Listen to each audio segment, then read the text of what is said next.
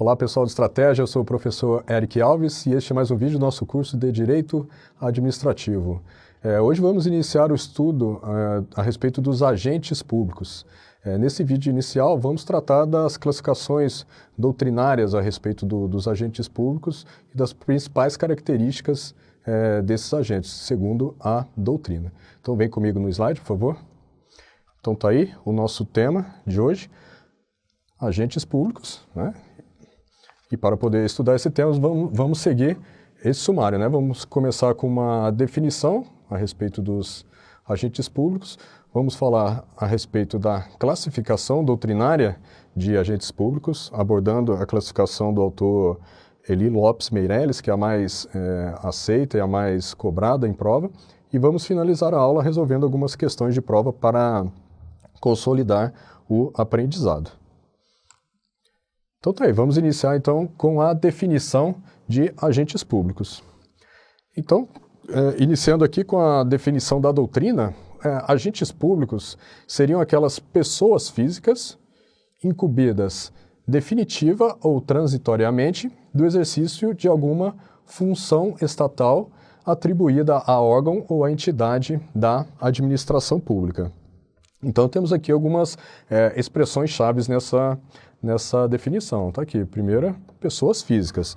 Então, sabemos que o Estado aí compreendendo a União, o Distrito Federal, os estados e os municípios, o Estado é uma pessoa jurídica. Então, como uma pessoa jurídica, ele manifesta a sua vontade por meio de quem? Por meio dos agentes públicos, por meio das pessoas físicas que trabalham lá nos órgãos e entidades estatais. E a atuação dessas pessoas físicas, ela é imputada ao Estado, é aquela teoria do órgão que já estudamos, ok? Então, os agentes públicos são exatamente essas pessoas físicas que são incumbidas de desempenhar alguma função estatal. Então, outro detalhe aqui, ó, é que para assumir a condição de agente público, a pessoa ela pode possuir um vínculo definitivo ou transitório também com o Estado. Então, quando formos estudar as classificações dos agentes públicos, veremos que alguns agentes, eles possuem um vínculo definitivo com o Estado e outros possuem um vínculo transitório, ok? Então, essa aqui é a classificação da doutrina, é a classificação do autor Eli Lopes. Temos outra classificação aqui também que é bem bacana, ela está aqui presente na Lei 8429 de 92, que é a conhecida Lei da Improbidade Administrativa, que essa lei diz o seguinte, que agente público é todo aquele que exerce, ainda que transitoriamente ou sem remuneração, por eleição, nomeação, designação, contratação ou qualquer outra forma de investidura ou vínculo, ele exerce o quê? Um mandato, um cargo, emprego ou uma função nos órgãos e entidades da administração pública. Então, vemos aqui que é uma definição bastante parecida com a definição da doutrina, porém ela detalha um pouco mais a situação do agente público. Então, aqui algumas expressões importantes. Ela reforça aqui a questão do vínculo transitório. Também diz que o agente público, ele pode ser uma pessoa que exerce a função sem remuneração, tá ok? Então vamos ver isso aqui também quando formos estudar as classificações dos agentes públicos. E diz aqui como é que essa pessoa pode firmar esse vínculo com a administração, com o poder público, por eleição, nomeação, designação, contratação ou qualquer outra forma de investidura ou vínculo. Então essas formas aqui de nomeação, né, de eleição, designação, são apenas exemplificativas. Então, qualquer outra forma de investidura ou vínculo. E a definição aqui também reforça mandato, cargo, emprego ou função, que são os lugares que esses agentes públicos ocupam na administração. Então, o agente pode ocupar um mandato, pode ocupar um cargo, pode ocupar um emprego ou uma função nos órgãos e entidades da administração pública. Nos vídeos seguintes desse tema, né, a respeito dos agentes públicos, nós vamos detalhar esses lugares aqui, os conceitos de cargo, emprego ou função. Então vamos prosseguir. Vamos agora estudar a classificação dos agentes públicos. Então, a doutrina, ela classifica os agentes públicos em agentes políticos, agentes administrativos, agentes honoríficos, agentes delegados, agentes credenciados e também em agentes de fato. Então, essa classificação aqui, pessoal, é a classificação que é mais utilizada, não quer dizer que ela é a única classificação. Então, essa classificação é a classificação do autor Eli Lopes Meireles, mas também outros autores apresentam outras classificações. Nós estamos apresentando aqui a classificação do Eli Lopes, que é aquela mais cobrada em provas de concurso. Mas é possível que quando vocês forem ler, por exemplo, algum artigo ou até mesmo uma outra questão de prova, vocês podem se deparar com algumas classificações um pouco diferentes de agentes públicos. Mas essa classificação que eu vou apresentar para vocês é a classificação mais utilizada e mais aceita, tá ok? Então, a partir de agora, vamos detalhar cada um desses tipos de agentes públicos. Vamos iniciar pelos agentes políticos. Os agentes políticos são aqueles agentes que ocupam os primeiros escalões do poder público. Eles são aqueles agentes que elaboram políticas públicas e dirigem a administração. Os agentes políticos, eles atuam com liberdade funcional. Isso quer dizer o quê? Que as prerrogativas e as responsabilidades desses agentes, as prerrogativas e as responsabilidades dos agentes políticos, elas são definidas diretamente pela Constituição Federal. Então, não tem ninguém acima deles que diz o que eles têm que fazer. Quem diz o que eles têm que fazer é quem? É a Constituição Federal. Suas responsabilidades, seus deveres, suas prerrogativas estão lá definidas na Lei Maior da República. Então, quem são os agentes políticos? Temos aí os chefes do Executivo, quais sejam o Presidente da República, o governador, prefeitos. Temos também os auxiliares imediatos, né, dos chefes do Executivo, que seriam os ministros de Estado e os secretários estaduais e municipais, os membros do Legislativo, então temos aí vereadores, deputados, senadores, os juízes do Poder Judiciário, os membros do Ministério Público, os procuradores, né, membros do Ministério Público, e também os membros dos Tribunais de Contas, os ministros e os conselheiros dos Tribunais de Contas, e também os representantes diplomáticos. Todo esse pessoal aqui são considerados agentes políticos. Por quê? Porque eles possuem liberdade funcional, eles ocupam os primeiros escalões da administração pública, as suas prerrogativas e responsabilidades são definidas diretamente pela Constituição Federal. Um detalhe, pessoal, que eu coloquei aqui um asterisco nos tribunais de contas, é que o STF, pelo menos uma vez, em pelo menos um julgado, ele já disse que os membros dos tribunais de contas, os conselheiros dos tribunais de contas, eles são agentes administrativos. E por isso, quando o STF decidiu, ele adotou esse entendimento, ele estava julgando um caso de nepotismo. Então, o nepotismo, em regra, ele não se aplica. A regra que proíbe o nepotismo, ela não se aplica, em regra, aos agentes políticos. Porém, o STF disse que ela se aplica, sim, aos membros dos tribunais de contas. E, nesse caso, o STF disse que os membros dos tribunais de contas seriam agentes administrativos. Contudo, a doutrina majoritária ainda diz que eles são agentes políticos. Então, é importante ficar atento para esse detalhe em relação aos membros dos tribunais de contas. Vamos falar agora a respeito dos agentes administrativos. Os agentes administrativos, eles exercem atividades administrativas nos órgãos e entidades da administração pública. Eles mantêm vínculo profissional e remunerado com o Estado. Mantém vínculo profissional e remunerado com o Estado. Eles estão sujeitos à hierarquia funcional. Então, quem são os agentes administrativos? Seriam os servidores públicos. Servidores públicos são aqueles que ocupam cargos públicos, ou seja, eles possuem um vínculo estatutário com a administração pública. Por exemplo, os servidores dos órgãos da administração direta federal, a exemplo aí dos auditores e analistas tributários da Receita Federal, os auditores federais de controle externo do Tribunal de Contas da União, gestores do Poder Executivo, todo esse pessoal são Todo esse pessoal são classificados como agentes administrativos, são servidores públicos. Também são agentes administrativos os empregados públicos. Empregados públicos são aqueles que ocupam um emprego público, eles possuem um vínculo seletista com a administração.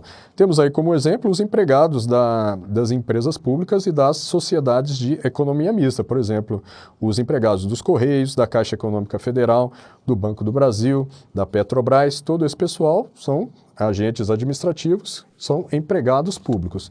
Temos também os agentes temporários. Os agentes temporários também são agentes administrativos.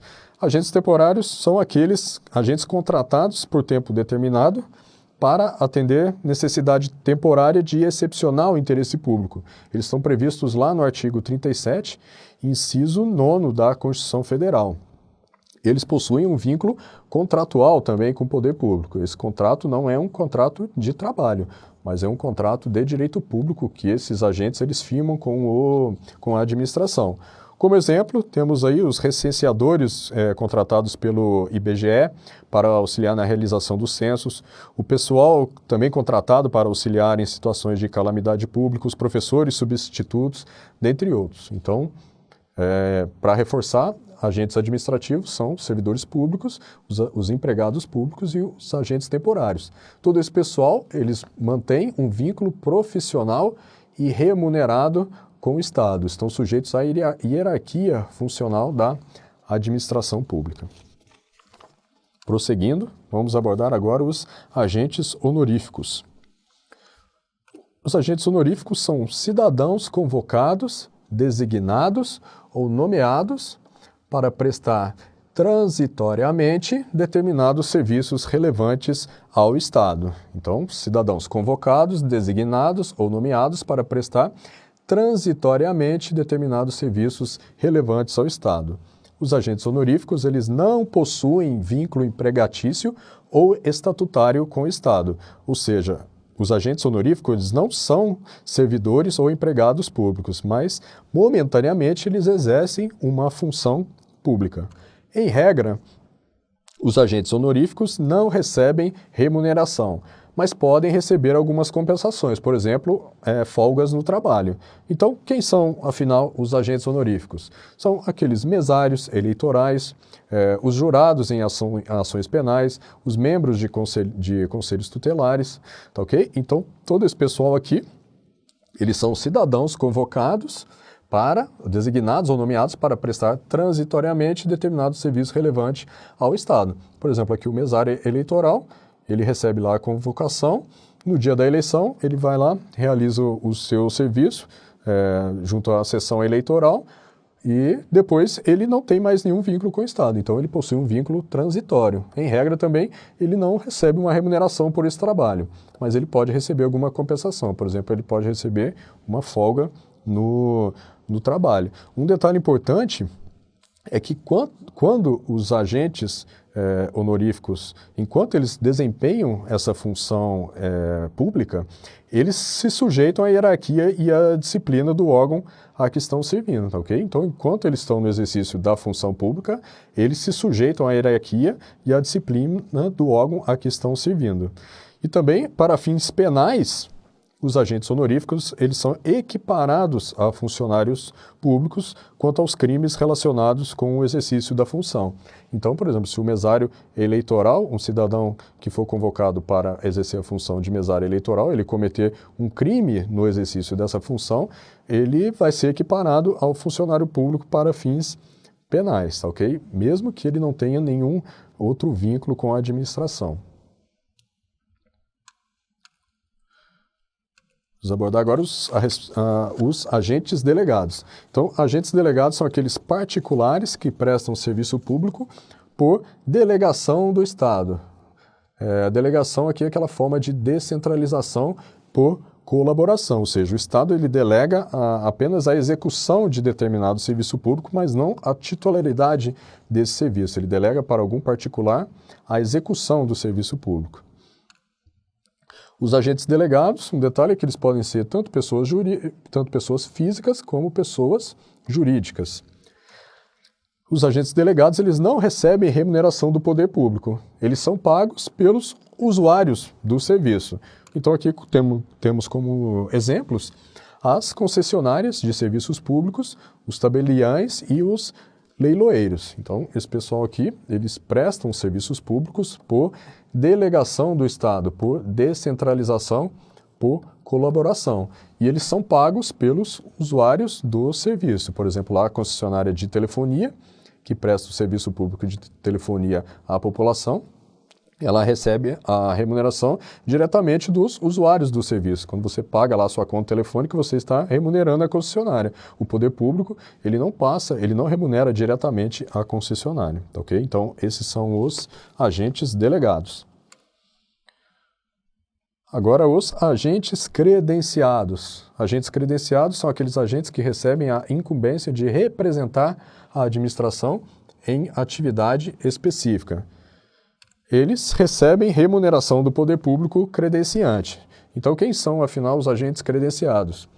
Eles são aquelas pessoas de renome que são designadas para representar o Brasil, por exemplo, em algum evento internacional. Então, temos aí como exemplo o Pelé e o Ronaldo, que representaram o Brasil perante os órgãos internacionais durante a organização da Copa do Mundo. Então, eles foram credenciados para representar a administração naquele evento, durante aquela atividade específica. Então, esses são os chamados agentes credenciados. Agora, os agentes de fato. Os agentes de fato é uma situação bem interessante. Agentes de fato são aquelas pessoas investidas na função pública de forma emergencial ou irregular. Então, repetindo, pessoas investidas na função pública de forma emergencial ou irregular.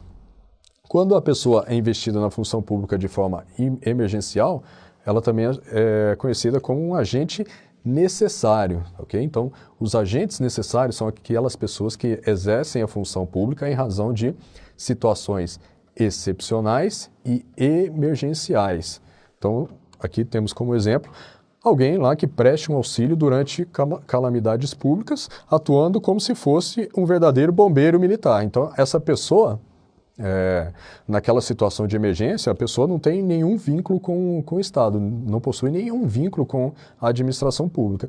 Porém, enquanto ela está atuando ali no auxiliando no resgate de pessoas durante a situação excepcional e emergencial, durante a situação de calamidade pública, quando ela está exercendo essa função, ela é um agente de fato, ela está atuando como se fosse um agente público. Embora formalmente ela não seja, de fato ela é, ok? Ela está exercendo uma função pública de fato. Aliás, essa nomenclatura, agentes de fato, é empregada justamente para distinguir esses agentes dos chamados agentes de direito. Os agentes de direito são aqueles que possuem um vínculo formal com a administração, são aqueles que passaram no concurso e, por isso, são servidores públicos ou empregados públicos. Já os agentes de fato, não, eles não possuem esse vínculo formal com a administração pública, mas eles exercem uma função e, no exercício dessa função, eles agem como se fossem um agente público. Então, eles são agentes de fato. Então, repetindo aqui, os agentes necessários são aqueles que exercem a função em razão de situações excepcionais e emergenciais. E ao lado dos agentes de fato, dos agentes necessários, temos aqui os agentes putativos. Agentes putativos é uma outra categoria de agentes de fato. Eles são aqueles que têm a aparência de agente público sem o ser de direito. Então, aqui temos o exemplo: o servidor que pratica atos de administração sem ter sido investido mediante prévia aprovação em concurso público. Então, aqui temos, por exemplo, um servidor que ele dá receita, que ele tem alguma irregularidade na sua investidura, mas que ele recebe lá um tributo que foi pago pelo contribuinte. Então, o contribuinte, ele vê aquela pessoa e acha que ele tem toda a aparência de ser um agente público e vai e paga o tributo para aquela pessoa. Aquela pessoa recolhe normalmente o tributo aos cofres públicos. Porém, quando você vai olhar, aquela pessoa que recebeu o tributo, ela não é um agente público de direito. Ela possui alguma irregularidade na sua investidura. porém, ela é um agente putativo. Por quê? Porque perante aquele terceiro de boa-fé que pagou o tributo, ela possui uma aparência de agente público. Essa situação, pessoal, leva ao seguinte caso, que os atos dos agentes de fato, eles devem ser convalidados. É a chamada aqui teoria da aparência. O que quer dizer isso? Que, em regra, os atos produzidos pelos agentes de fato, eles são válidos. Por quê? Porque apesar de não serem agentes públicos de direito, ou seja, apesar de os agentes de fato não possuírem um vínculo formal com o Estado, tudo levaria a crer que eles seriam agentes públicos. Então, aí, pela teoria da aparência, os atos dos agentes de fato, eles devem ser convalidados. Por quê? Porque, aparentemente, na visão de terceiros de boa-fé, eles seriam agentes públicos de direito. Tá ok? Então, a teoria terminou aqui. Vamos agora ver apenas algumas questões de prova para consolidar os pontos importantes. A primeira questão. Os particulares, ao colaborarem com o poder público, ainda que em caráter episódico, como os jurados do Tribunal do Júri e os mesários durante as eleições, são considerados agentes públicos. Então, a questão, acho que bem tranquila, né, pessoal? O quesito está correto. Os cidadãos convocados para exercer a função pública de jurados do Tribunal do Júri ou de mesários durante as eleições, eles se enquadram na categoria de quê? De agentes honoríficos, tá ok? Então, honoríficos, são agentes honoríficos. Eles, quando estão desempenhando aquela função, eles são agentes públicos, eles são agentes honoríficos. Então, gabarito certo.